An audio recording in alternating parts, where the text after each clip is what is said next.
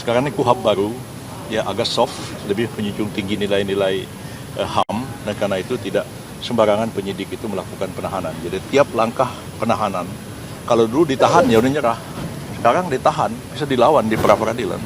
Yang pertama itu kan memang sudah ditahan sejak di kepolisian kan. Jadi dilanjutkan, Pak Febri itu kan belum ditahan oleh polisi, dan penyidikannya diserahkan kepada Kejaksaan Agung, dan Kejaksaan Agung melanjutkan penyidikan itu. Dalam perkembangannya bisa aja penyidik kemudian memutuskan bahwa Pak Febri itu harus ditahan. Jadi itu sabar aja.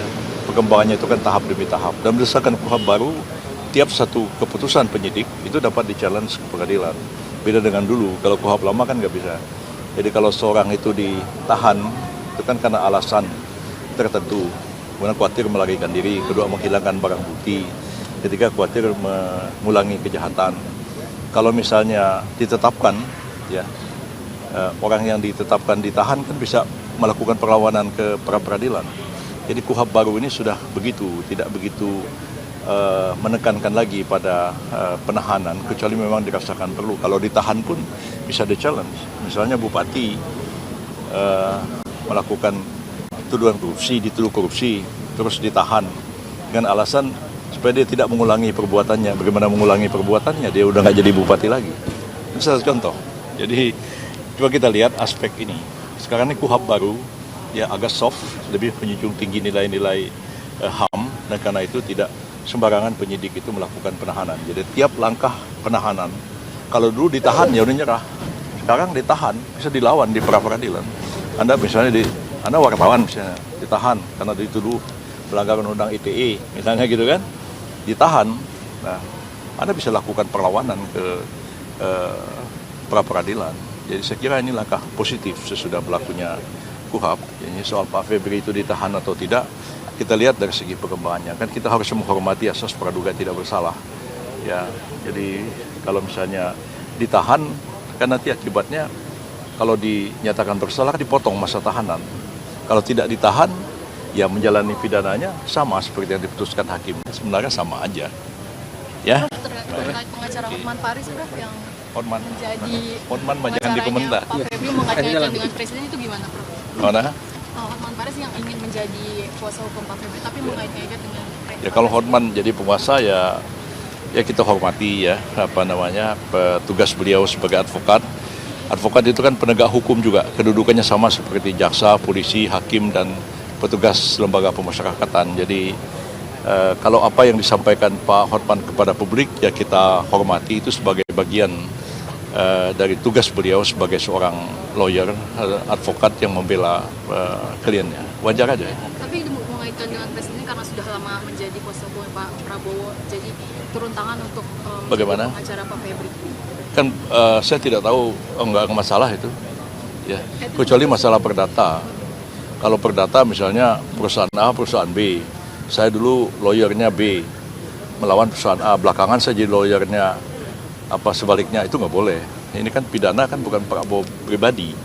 Pak Prabowo presiden, bukan pribadi beliau. Jadi tidak ada masalah dengan Pak Febri. Nggak melanggar kode etik advokat. Pak, tapi kalau cukup. penetapan tersangka soal presiden nggak sih, Pak?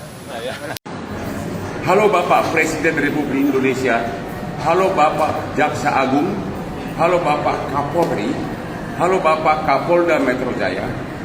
Dengan ini Hotman menyatakan permohonan maaf kalau ada ucapan atau tindakan saya yang kurang berkenan pada waktu konferensi pers, pada waktu setelah selesai pemeriksaan tersangka mantan Jakpisus di Kejaksaan Agung pada tanggal 17 Juli 2026. Ya, apapun yang saya ucapkan murni hanya dari aspek kepengacaraan, tidak ada motivasi atau keterlibatan politik apapun. Ya, murni hanya skill sebagai pengacara yang tugasnya adalah berusaha melindungi kliennya secara hukum. Sekali lagi, Bapak Presiden RI, Bapak Jaksa Agung, Bapak Kapolri, dan Bapak Kapolda Metro Jaya, sekali lagi Hotman minta maaf. Sekian dan terima kasih. Bayangin orang yang kebanggaannya presiden tiba-tiba dikriminalisasi bahkan tanpa pamit sama presiden. Saya melihat benar-benar saya merasa miris. Karena apa? Jampitsus itu adalah yang dibanggakan oleh Presiden Prabowo karena dengan dia mendapatkan, negara mendapatkan sebagai Satgas PKH 300 triliun. Kemudian Dalam 1 tahun. dalam 1 tahun. Kemudian pengembalian kerugian negara dapat 130 triliun. Sudah 430 triliun kembali dibanggakan oleh presiden. Bayangin orang yang kebanggaannya presiden tiba-tiba dikriminalisasi bahkan tanpa pamit sama presiden. Karena waktu saya di Singapura saya bikin akun bahwa nggak mungkin presiden nggak tahu. Ternyata enggak. Itu 430 triliun. Lu bayangin coba. Disitulah saya merasa marwah dari klien saya yang sampai sekarang hubungan baik. Saya merasa tertantang. Walaupun saya namanya jadi sedikit karena 90% follower saya biasanya semua kasus viral yang melanggar hak asasi gue yang pegang gratis. Semua, termasuk Anda tahulah, semua yang di Indonesia ini. Mereka kalau ke Komnas nggak laku kasusnya. Kalau saya yang viral bom. Sudah 10 tahun saya begitu. Kasus Yupita, kasus polisi yang kemarin juga yang bikin, kasus Radit di Matar, kasus pesantren Lombok, kasus ABK kapal yang itu semua. Kalau udah saya ngomong sukses semuanya. Saya tidak minta imbalan apapun, walaupun semua konglomerat klien saya. Itulah saya terpanggil ya, karena saya merasa ada yang baik. Dan yang kedua, beliau ini sekarang Jampitsus, lu tahu nggak transfer pricing itu? Dalam sejarah kejaksaan di Indonesia sejak zaman Majapahit, termasuk presiden-presiden yang sebelumnya, belum pernah ada kejaksaan, ya, ini aja sudah 430 triliun yang terkumpul uang berupa uang cash masuk ke kas negara. Apalagi dengan transfer pricing, lu tahu nggak ribuan triliun ruginya. Yang sedang diproses sekarang. Belum lagi yang nggak ketahuan karena zaman itu sudah berlangsung dari zaman presiden zaman dulu. Ya, berarti banyak oligarki yang terapa di sini terganggu. Ya, belum lagi kasus petrol, ya, si R yang lagi di Malaysia, belum lagi kasus MBG segala macam. Jadi benar-benar dengan melakukan itu terhadap Jampitsus ini, mantan Jampitsus ini, benar-benar saya melihat kurang penghormatan terhadap Presiden Prabowo. Itulah alasannya saya terpanggil. Saya tidak mengharapkan uang dari Jampitsus ini karena saya tahu tidak mungkin dia bayar saya mahal. Saya bayarannya super mahal di Indonesia. Ya, itulah backgroundnya biar tahu. Sudah kamu tahu semua bantuan hukum yang kita kasih, yang saya kasih itu banyak uang dari saya nggak usah bilang. Kasus Radit semua saksinya gue yang biayai. Kasus ABK kapal gue yang biayai ke Komisi 3. Semua, nggak mungkin. Puluhan pengacara saya kirim. Jadi bagi follower saya yang merasa kok Hotman sekarang jadi begitu, yang semula 95% sebagai pengagum saya, silahkan gue ambil resiko itu. Tapi di mana logikanya? Seorang bawahannya presiden, ya, justru mentersangkakan, mempermalukan bawahan yang lain yang adalah kebanggaan presiden yang telah mengembalikan uang kepada negara 430 triliun cash Dengan cara seperti ini. dengan cara tanpa diperiksa saksi, langsung bung. Anda jawab sendiri, ada apa?